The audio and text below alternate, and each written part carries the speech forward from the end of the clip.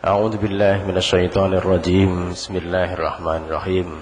Assalamualaikum warahmatullahi wabarakatuh. Alhamdulillahi rabbil alamin. Wassalatu wassalamu ala al-habibil mustafa Abil Qasim Muhammad ibn Abdullah wa ala alihi at-tayyibin at-tahirin wa sahbihi al-akhyar al-muntajabin. La hawla wa la quwwata illa billahil aliyyil azim. Amma ba'du. Yang saya hormati Bapak Muhammad Ali, yang saya hormati Ketua Takmir Masjid dan juga hadirin wal hadirat rahimakumullah. Alhamdulillah, sebagaimana dijadwalkan pada malam hari ini kita bisa berkumpul dalam suasana yang penuh dengan keakraban dan juga ukhuwah Islamiyah untuk bareng-bareng kita mentarhib Ramadan, yaitu menyongsong datangnya bulan suci Ramadan dengan membekali kita dengan hal-hal yang positif. Dan saya kira malam ini adalah suatu hal yang sangat-sangat istimewa, karena tidak sebagaimana yang mungkin kita telah lakukan beberapa waktu yang lalu ketika kita mengkaji tentang Islam itu dengan cara yang biasa kita lakukan. Namun kita kali ini akan mengkaji tentang agama berkaitan dengan kata Allah itu dan juga sosok Ibrahim dalam tajuk melacak Yahweh Elohim, Allah dan sosok Ibrahim menurut Al-Quran, Sefer Hatorah Yahudi, Bereshit Robba Ibrani, dan Tarikh Babel. Mohon maaf, nyun pangapunten Pak Muhammad Ali, ini sesuatu yang enggak lazim bagi kita.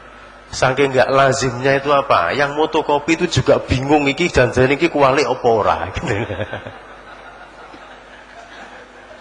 Kalau tulisannya Al-Quran seperti ini, ya. Kalau Al-Quran saya kira ini syai'un ma'ruf likul insan, kulli muslim. Tapi yang seperti ini menjadi sesuatu yang juga ada kebingungan begitu. Masalahnya ternyata kita lihat di sini hanya seperti rentetan seperti huruf paku. Kalau saya menerjemahkan itu mengatakan bahwasanya apapun alasannya Israel itu harus dihilangkan dari muka bumi. Barangkali mungkin itu. Mohon maaf kalau ini buat seloroh saja. Malam ini suatu yang sangat istimewa bagi kita, karena kita akan mengkaji sesuatu yang lain daripada yang lain. Dan juga akan disampaikan oleh saudara kita Bapak Muhammad Ali, yang dari namanya juga antik juga. Dua kata menjadi satu rangkaian nama, di mana sama-sama antiknya karena apa? Dua nama itu adalah nama-nama yang belum pernah ada sebelumnya. Jadi Sayyidina Muhammad namanya sebelumnya belum pernah ada kata Muhammad. Sayyidina Ali itu juga sebelumnya belum pernah ada orang namanya Ali. Dan bahkan Ali itu juga diberikan oleh sosok yang kemudian pada saatnya menjadi Rasulullah Sallallahu Alaihi Wasallam itu. Karena nama aslinya adalah Haidar begitu. Saya tidak akan memberikan pengantar kaitannya dengan masalah tajuk pada malam hari ini, karena ini sesuatu yang sangat-sangat asing bagi kami, asing bagi kita. Tapi paling tidak kalau kita melihat bahwasanya beliau itu adalah dosen Fakultas Filologi Pesantren, maka jangan heran kalau pada saat tertentu mungkin kita pernah melihat beliau itu di pasar juar yang atas itu. Mungkin cari-cari yang kitab-kitab buku-buku kuno yang di situ apa yang berkaitan dengan Hono Coroko itu. Ternyata kemudian beliau menemukan bahwasanya apa? Di sana itu pula ada yang namanya kitab kuning, kitab Islam itu yang ditulis dengan aksara Jawa itu. Makanya jangan heran kalau ada kata babul jinabah katanya begitu. Nah, ini saya kira ini kajian beliau dan itu sesuatu yang berbeda dan yang untuk kita kaji. Oleh karena itu tepat rasanya kalau pada saat ini malam ini kita bersama-sama untuk bisa mendengarkan beliau dalam memberikan materi pada hari ini. Nama beliau adalah Muhammad Ali. Alamat beliau adalah Amerta Residen, Blok 4 nomor 4, Jalan Wonorejo Selatan, Ring Road, Surabaya. Tugas beliau adalah dosen di Universitas Erlangga, tepatnya dosen Filologi Islam Asia Tenggara dan Studi Timur Tengah. Pendidikan beliau yaitu di filologi Universitas Airlangga, dan pernah juga itu studi semitik dalam Baptist University.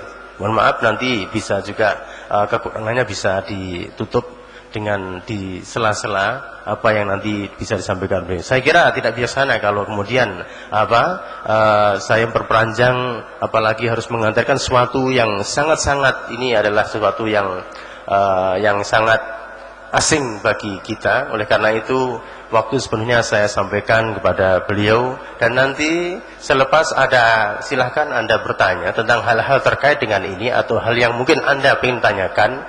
Dan setiap peserta yang bertanya, kami menyediakan kartu perdana untuk Bank Syariah gitu. Jadi sekali lagi, ini ada tulisannya itu, pesan ini adalah disampaikan oleh Pak saya begitu. Jadi hanya saja yang agak lihat. Monggo silakan, untuk waktunya sepenuhnya saya sampaikan oleh Pak Muhammad Al. Bismillahirrahmanirrahim. Assalamualaikum warahmatullahi wabarakatuh.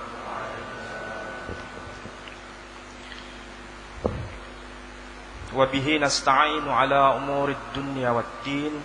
Wassalatu wassalamu ala sayyidina Muhammadin Nabiyil Mukhtar wa alihil athhar wa ashabihil ahyar. Qala Allah Ta'ala fil Qur'anil Aziz, a'udzu billahi minasy syaithanir rajim. Wa wassa biha Ibrahimu banihi wa Ya'qub, ya baniya innallaha astafa lakumuddin wa la tamutunna illa wa antum muslimun. Shadaqallahul azim. Saudara-saudara yang berbahagia, dan saya sangat bersyukur bisa bertemu dengan anak-anak muda yang energik saat sekarang. Mudah-mudahan ini awal bagi kita untuk selalu mencintai ilmu dan terus mengembangkan ilmu. Dan pada momen malam ini saya akan mencoba memberikan informasi yang cukup tidak diakrabi, tapi sangat penting dalam memahami esensi Islam. Dan saya juga sangat bersyukur pula ketemu dengan Al-Ustadz Asyikin. Saya ketemu dengan beliau 1 tahun yang lalu, dan beliau sempat berbincang dengan saudara tadi bahwa memang saya lebih banyak berkecimpung dalam filologi pesantren. Mungkin yang belum akrab dengan istilah itu, kalau di dalam dunia pesantren itu dikatakan sebagai ad-dirasat al-makhtutat. Jadi studi mengenai manuskrip atau naskah. Nah, sebagai pengantar, sesuai dengan permintaan panitia yang saya terima, dan saudara-saudara saya kira sudah mendapatkan kopian. Walaupun kopian itu pada halaman yang kesekian saya tidak tahu, ternyata huruf Ibraninya terbalik pemasangannya. Yang sebetulnya saya lihat tuh terbalik. Yang atas seharusnya di bawah, yang bawah seharusnya di atas. Maklum, saya menjumpai hal ini di sini tidak kaget, karena sebagian besar adalah kaum muslim yang tidak akrab dengan bahasa Ibrani. Sehingga kalau masangnya keliru, saya memaklumi. Saya hanya mengatakan sebagaimana Nabi mengatakan, Allahumma hdi fa innahum la ya'lamun. Hal ini juga saya jumpai pada saat saya berbicara di hadapan kaum Nasrani, ketika saya kutipkan teks yang berbahasa Arab, ketika memasangnya juga terbalik. Karena mereka tidak akrab dengan teks Arab, sedangkan kita yang Muslim tidak akrab dengan teks Ibrani. Padahal kita dan kaum Nasrani sebetulnya satu darah, satu bapak, yakni iman Ibrahim. Meskipun kita berbeda dalam masalah akidah, tapi dari asal usulnya merujuk pada hal yang sama. Nah, dalam konteks ini saya tadi cukup tergelitik dengan apa yang disampaikan oleh Al-Ustadz Ajib, bahwa dasar keagamaan kita itu ditentukan dari ma'rifatullah. Dasar keimanan kita ditentukan dari ma'rifatullah. Sehingga kalau kita tahu dasar ini, pasti ketika mengamalkan Islam itu bisa dipertanggungjawabkan secara ilmiah dan bisa diungkapkan nilai-nilai Islam itu dengan pertanggungjawaban sebagaimana adanya.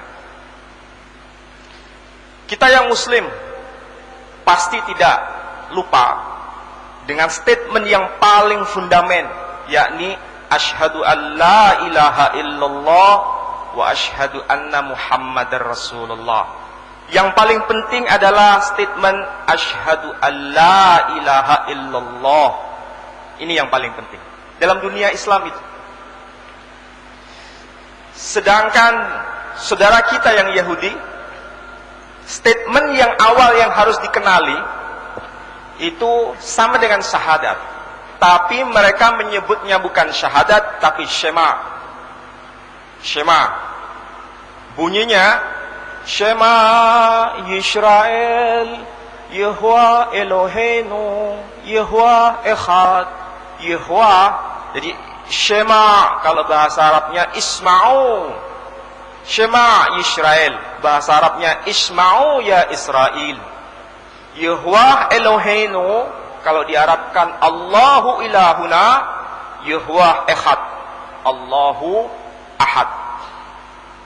Ini dasar agama Yahudi dan dasar agama Islam. Dan uniknya dasar pengenalan terhadap ma'rifatullah selalu dihubungkan dengan sosok manusia yang paling paripurna, sentralnya para nabi, yakni Ibrahim. Islam menyebutnya Ibrahim, Quran menyebutnya Ibrahim, sementara saudara kita yang Yahudi menyebutnya Abraham. Kita menyebutnya Abul Anbiya. Kaum Yahudi menyebutnya Abi Hanifiim, bapak para nabi. Sedangkan kita menyebutnya Abul Anbiya. Ketika kita menyebut atau mendengar nama Ibrahim, maka sekaligus kita mengatakan Ibrahim alaihissalam. Ketika orang Yahudi mendengar kata Abraham, mereka selalu menyambut Abraham alaihassalam. Artinya Abraham, salam dan sejahtera bagi dia. Itu menandakan bahwa kita sebetulnya berasal dari yang satu. Rileks saja ya, jangan terlalu tegang. Kalau terlalu tegang seperti kuliah, ini biarkan mengalir saja. Saya bicara terbatah-patah supaya nanti bisa dicermati. Nah, sebelum saya membahas ini, saya memberikan pengantar. Agama, yakni Islam, Kristen, Islam, itu rujukannya pasti kepada Ibrahim. Rujukannya pasti merujuk kepada Ibrahim. Makanya kalau kita sholat selalu tahiyatnya senantiasa melekatkan nama Ibrahim. Allahumma salli ala Muhammad wa ala ali Muhammad kama sallaita ala Ibrahim wa ala ali Ibrahim wa barik ala Muhammad wa ali Muhammad kama barakta ala Ibrahim wa ali Ibrahim fil alamina innaka Hamidum Majid. Ini bukan sekedar dilafalkan, tetapi harus meresapi makna kenapa nama Muhammad dikaitkan dengan Ibrahim. Ini pertanyaan besar, apa hubungan antara Muhammad sallallahu alaihi wasallam dengan Ibrahim alaihissalam? Apa hubungannya? Dalam semua turath al-Arabi atau turath al-Islami, kitab-kitab muktabar yang diajarkan di pesantren, minimal kita tahu Tarikh At-Tabari. Tarikh At-Tabari. Beliau menyebut sanadnya secara lengkap, sekaligus siapakah Muhammad dan apa hubungannya dengan Ibrahim.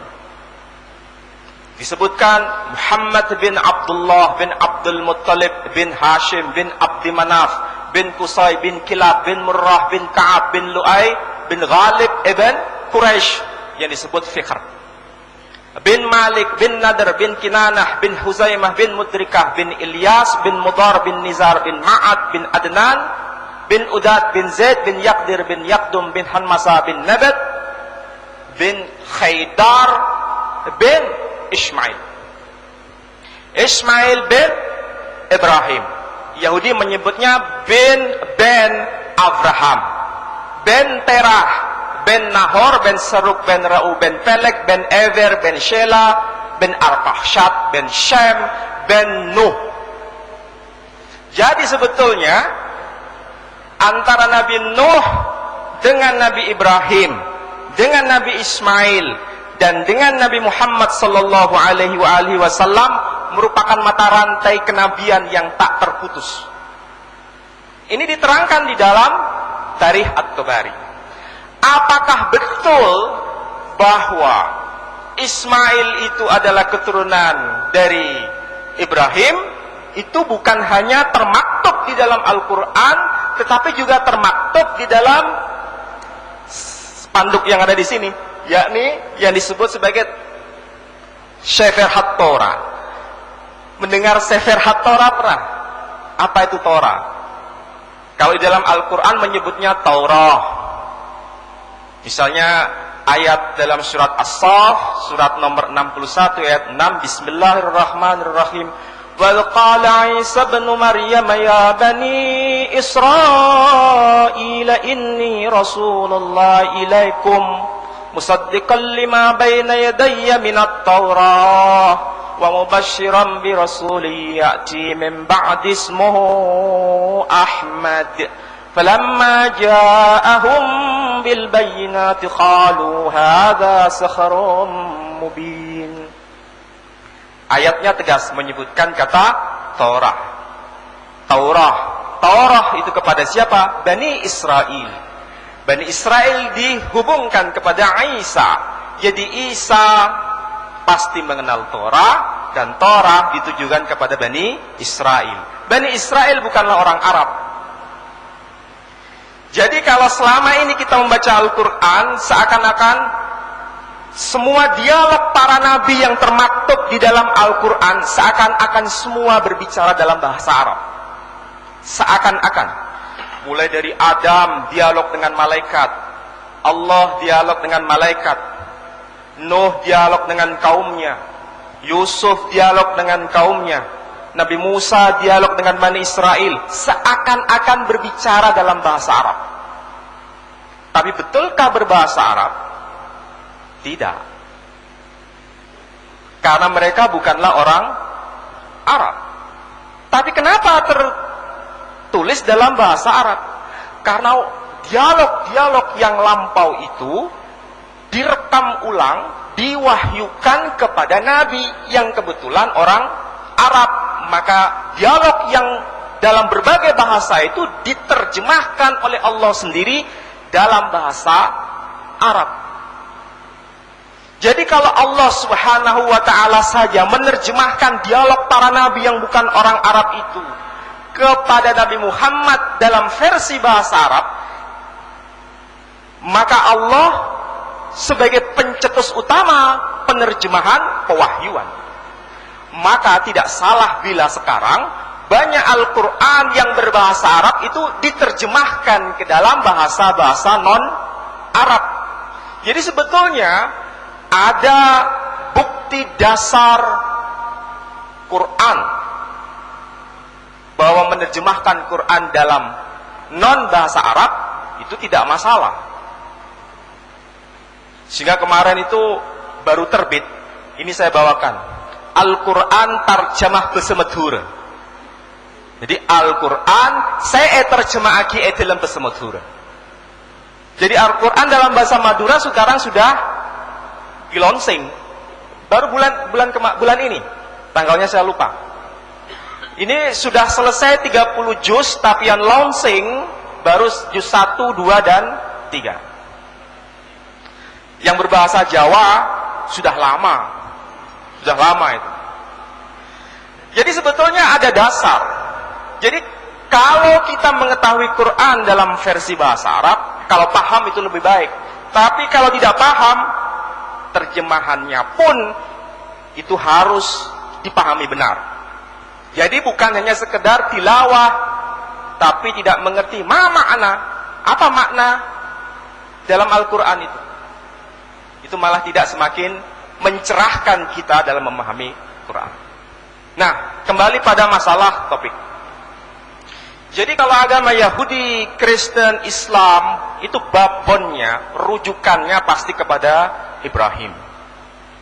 Atau nama lainnya adalah Abraham. Lalu siapa itu Ibrahim dan apa yang diperkenalkan? Apakah beliau mengenal dengan nama Allah ataukah dengan nama lain? Saya akan mencoba untuk melihatnya dari aspek sejarah dulu. Tahun 1934, seorang arkeolog yang bernama Leonard Woolley dari Manchester University. Kalau kita tidak begitu akrab itu Manchester University, tapi yang hafal pasti Manchester United karena sepak bola. Tapi kalau Manchester University itu universitas, melakukan penggalian di Irak Selatan. Kenapa kok di Irak? Karena asal usul agama Islam, Kristen, Yahudi itu dari Irak. Asal usulnya karena merujuk kepada Ibrahim. Ibrahim itu ternyata orang Irak. Dulu namanya bukan Irak, dulu namanya Babel. Bahasa baratnya disebut Mesopotamia. Tahun 1934 itu Leonard Woolley menemukan sebuah bangunan yang disebut dengan istilah zigurat, atau lebih tepatnya diistilahkan dengan piramid, tapi tidak utuh. Piramid